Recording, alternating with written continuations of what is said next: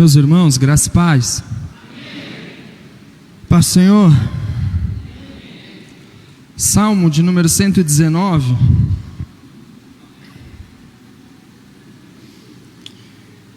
Uma alegria, nós podemos estar celebrando ao Senhor nessa noite, ministrando a sua palavra. Pastorzão, fica aqui, obrigado, tá? Deus abençoe, pastora. Salmo 119, o verso é o número 165. Eu quero compartilhar um texto que me chama muita atenção. Salmo 119, verso 165.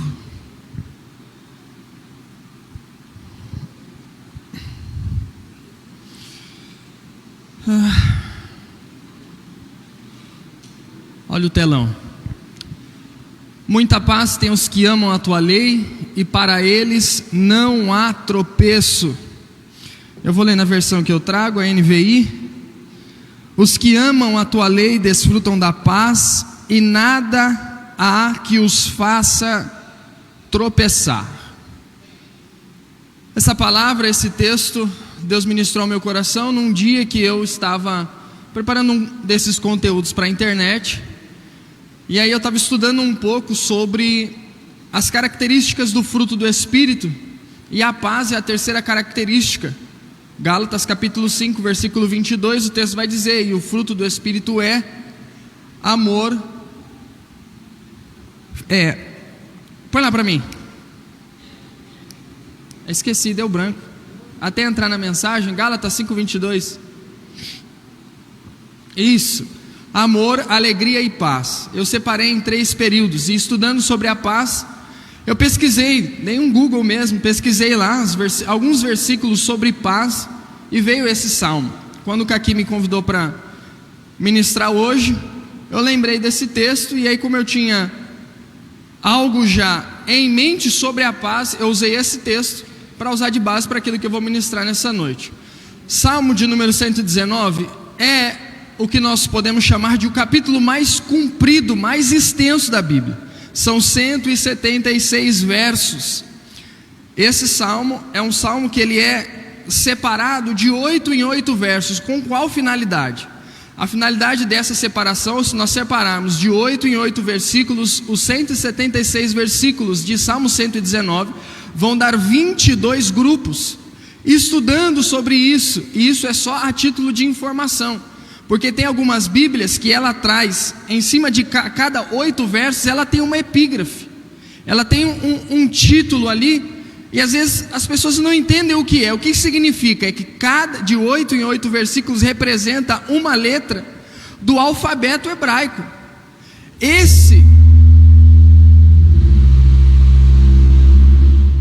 O grave é bom, né? Essa porção que está o verso 165 faz parte do penúltimo grupo de 8 versos. Por que isso é importante? Porque cada trecho de 8 versículos vai nos narrar um período, um momento em que o povo estava passando dentro do seu contexto. Esse é o 21º grupo, ou seja, o penúltimo grupo destes 22 grupos que compõem essa porção da palavra. Coloca para mim o verso de número 161, que é onde começa essa história. Os poderosos perseguem-me sem motivo, mas é diante da tua palavra que o meu coração treme. Ora, nós estamos naquilo que o pastor Cid acabou de dizer, na mesma fé do ainda este ano. Nós estamos sendo ministrados com uma palavra profética, culto após culto, dizendo o quê?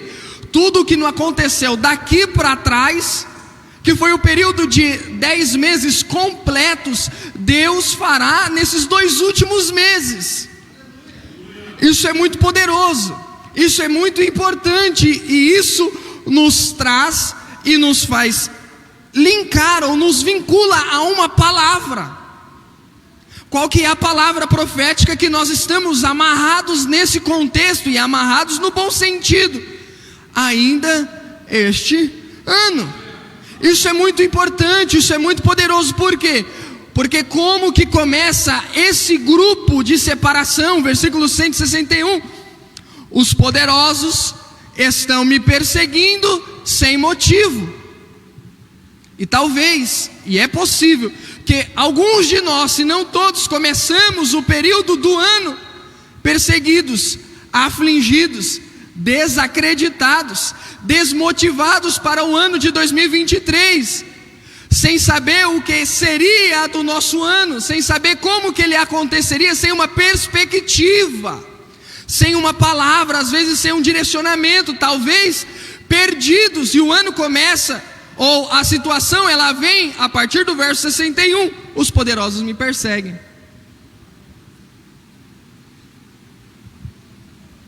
O salmista está dizendo, as coisas não estão muito boas, pastor Renan. A situação não está favorável, a situação não está cooperando, mas não é isso que me abala.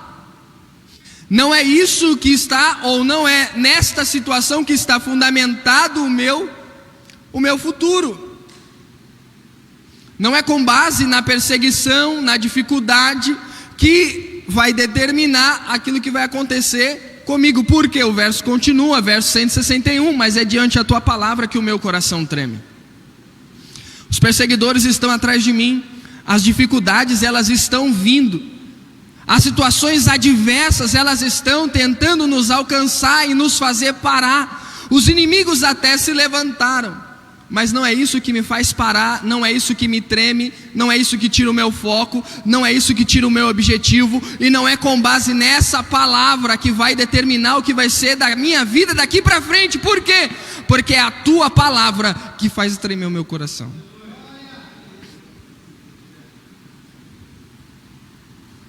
Eu preciso fundamentar isso para para que a gente chegue lá no 165. Então, o verso 161, o salmista se apresenta como perseguido, e um perseguido injusto. Estão me perseguindo sem motivo, sem causa. Não tem nenhuma razão para que isso aconteça. Mas é diante da tua palavra que o meu coração treme. Então ele não faz da perseguição, da dificuldade, do momento dele que ele está passando, um motivo para ele parar. Ele encontra nessa situação uma forma dele continuar avançando.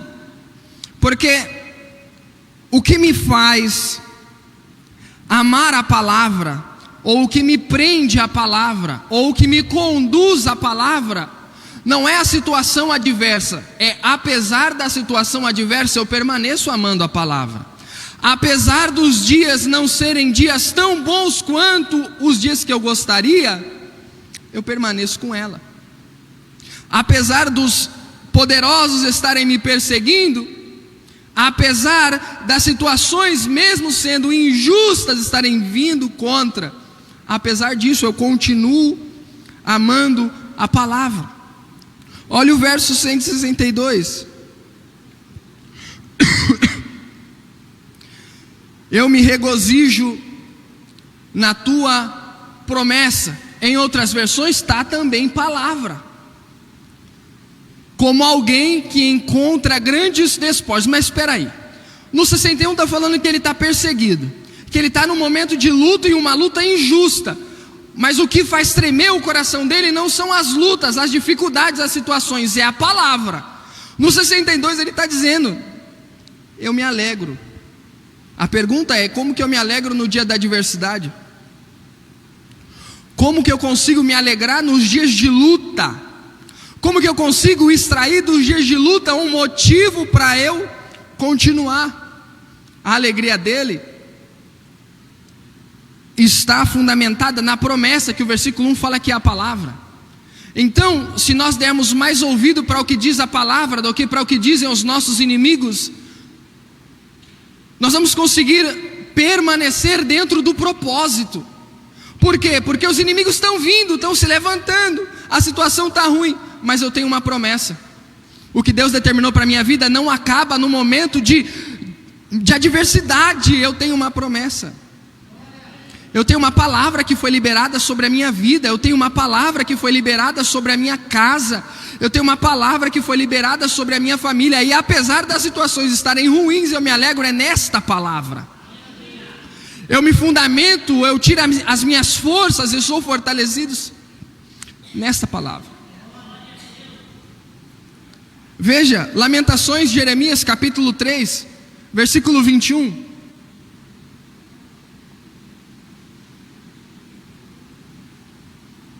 Lamentações capítulo 3, versículo 21.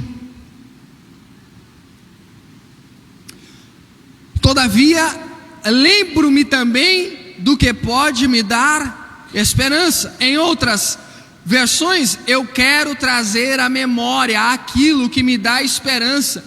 O período que Jeremias está dizendo era um período de cativeiro, era um período de prisão, era um período terrível, não tinha liberdade. Mas ele está dizendo: eu vou trazer à memória aquilo que me traz esperança, porque eu estou fundamentado em uma palavra. Eu não estou fundamentado em uma situação adversa. Eu tenho uma palavra. Obrigado, pastor, Deus abençoe. Minha garganta está triste hoje, né? Olha só, Isaías capítulo 41, versículo 10. Por quê? Primeiro eu preciso me lembrar do que Deus fala na sua palavra. Depois eu preciso me lembrar do que Deus disse ao meu respeito. O que Deus disse ao teu respeito? Isaías 41, 10. É um dos textos. Por isso não tema, pois eu estou contigo. Não tenha medo, pois eu sou o seu Deus. Eu o fortalecerei e eu o ajudarei. Eu o segurarei com a minha mão direita vitoriosa. Ou seja, o que Deus disse ao meu respeito, qual foi a promessa que Deus me fez, é ainda este ano. No que eu estou fundamentado? Vini, mas ainda não aconteceu. Não é porque ainda não aconteceu que Deus não vai fazer, ou que Ele não tem poder para. Deus, Ele prepara um ambiente, Deus, Ele prepara um cenário, e enquanto Ele nos prepara para nos colocar dentro deste cenário para viver o propósito dEle. Porque se Deus nos colocar dentro daquilo que nós queremos, sem nós estarmos preparados, em vez de ser uma bênção, se torna uma maldição. E Deus está dizendo: eu te preparei o ano inteiro para que nesse final você pudesse acessar. Mas o que Deus disse ao nosso respeito, o que Ele pensa sobre nós, como que eu devo me lembrar disso com base na palavra? Olha o versículo 163 do Salmo 119.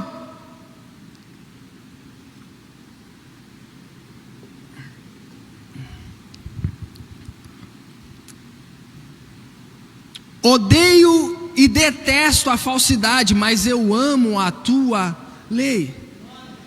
Então quem treme, quem tem o seu coração que treme na palavra e não treme aos perseguidores, não tem medo das adversidades, quem é encontrado como forte, como valente, como corajoso no dia da luta, aí o seu coração treme pela palavra, quando chega o momento onde a falsidade não se diz apenas a respeito em eu te abraçar e quando você virar as costas eu falar mal de você. Falsidade não se resume apenas num ciclo de amizade ou dentro de um relacionamento. Pode existir um falso testemunho, pode existir uma inverdade que também é falso, um documento que não é seu também é falso, alguém se passar por você também é algo que é falso. Então falsidade é tudo que foge da originalidade. Aí o salmista está dizendo: o meu coração treme pela palavra, a minha alma se alegra, se regozija na palavra, e quando eu me deparo com uma situação que é falsa, que é uma inverdade, que é uma injustiça, por quê? Porque no 61 ele está dizendo: eu estou sendo perseguido injustamente. Aí o texto continua, 63, eu odeio, eu detesto, mas eu amo a tua lei. Por quê? Porque a lei do Senhor é a verdade. A lei de Deus é a verdade, é a absoluta verdade. E aí ele está dizendo: quando aparecem as falsidades, eu fico com a verdade. Quando aparecem as situações suspeitas eu permaneço com a verdade. Por quê? O verso 164. porque 7 vezes por dia eu te louvo, por causa das tuas justas ordenanças. Então ele sabe que Deus tem justas ordenanças para ele, e ele vira as costas para a falsidade, ele abandona a mentira. Por quê? Porque ele ama a palavra, que é a verdade. Ele recorre à verdade da palavra, que é a verdade da lei. E o que representa o 7? Porque 7 vezes eu te louvo, são 7 períodos do dia? Claro que não. O 7 nesse texto é uma figura de linguagem. Por quê? Porque dentro da cultura judaica, o 7 representa a plenitude de Deus. Então, quando ele diz assim, o texto diz, 7 vezes por dia eu te louvo, o salmista está dizendo, a plenitude do meu dia eu entrego ao Senhor. O que eu estou fazendo para o louvor e para a glória de Deus. 7 vezes por dia. Se o 7 representa a plenitude, ele está dizendo, é o dia inteiro que eu passo louvando ao Senhor. Mas eu estou sendo perseguido, as coisas estão vindo contra mim, a situação não está favorável. Deus disse que ia fazer e ainda não fez, a promessa ainda não chegou, o cativeiro ainda não virou, a libertação ainda não veio, a pessoa que eu oro ainda não deu uma resposta positiva, o investimento que eu fiz ainda não me deu retorno. Mas 7 vezes por dia eu me prostro diante a presença do Senhor. Por quê? Porque eu estou alegre por uma promessa que Ele fez, e o meu coração treme pela sua palavra, e a palavra dEle é a garantia do que vai acontecer. Deus não é homem para que minta, nem filho do homem para que se arrependa. Então eu posso tranquilamente, na plenitude do meu dia, louvar a Deus. E eu vou para o trabalho e eu louvo a Deus porque eu estou indo para o trabalho. E no momento do trabalho eu louvo a Deus mesmo assim, porque Deus, Ele está cuidando de tudo e preparou um dia completo e me dá a oportunidade de estar diante a presença dEle o tempo inteiro. Por quê? Porque agora Ele não vive mais no santo dos santos, o véu rasgou e Ele decidiu habitar em mim. O véu se rompeu pela palavra que foi cumprida em Cristo, e Ele me dá acesso à sua presença o tempo inteiro. Então o ambiente que eu frequento não é motivo para eu dizer que eu não tenho tempo para me apresentar diante de Deus. As minhas tarefas diárias, a minha correria, o meu corre-corre não me dá desculpa, porque o salmista está dizendo, é 7 vezes por dia, a plenitude do tempo eu tenho a oportunidade de estar na presença de Deus. Como? Amando a palavra. E o que a Bíblia diz? Guardei a tua palavra no meu. Então se a palavra está dentro de você, se a palavra estiver dentro de mim, se Deus liberar uma sentença sobre a minha vida e eu agarrá-la como uma promessa, não importa aonde eu esteja, não importa o que esteja acontecendo no meu contexto de vida, de dia, a situação que eu esteja enfrentando, eu tenho uma palavra dentro de mim, e essa palavra é o combustível que me faz permanecer. Então você quer ser fortalecido, busque a palavra. Quer vencer as perseguições, as lutas, as adversidades, os dias maus, ame a palavra, recorra à lei de Deus, porque ela é alimento para a nossa alma. 7 vezes por dia eu te louvo por causa das tuas justas ordenanças. Aí o verso 165. Os que amam a tua lei desfrutam de paz. Mas ele não estava em perseguição? Ele não estava em adversidade? Ele não estava em batalha? Mas ele não estava passando por luta? Como que ele consegue desfrutar de uma paz mesmo estando passando por tudo isso? É porque ele ama a palavra. É porque ele se dedica tempo em consultar a palavra. Irmãos, é uma verdade, não tem como fugir disso, mas muitas vezes nós só recorremos à palavra quando nós queremos uma resposta imediata de Deus. Eu só recorro a uma palavra quando as coisas não estão bem, de fato, na íntegra. A casa está caindo, aí eu vou buscar uma palavra. A família está se definhando, aí eu vou buscar uma palavra. Eu não estou alcançando a realização dos meus sonhos, aí eu vou buscar uma palavra. Não. Nós precisamos caminhar diariamente com a palavra. Vini, você está falando para eu ficar 24 horas lendo? Não, claro que não.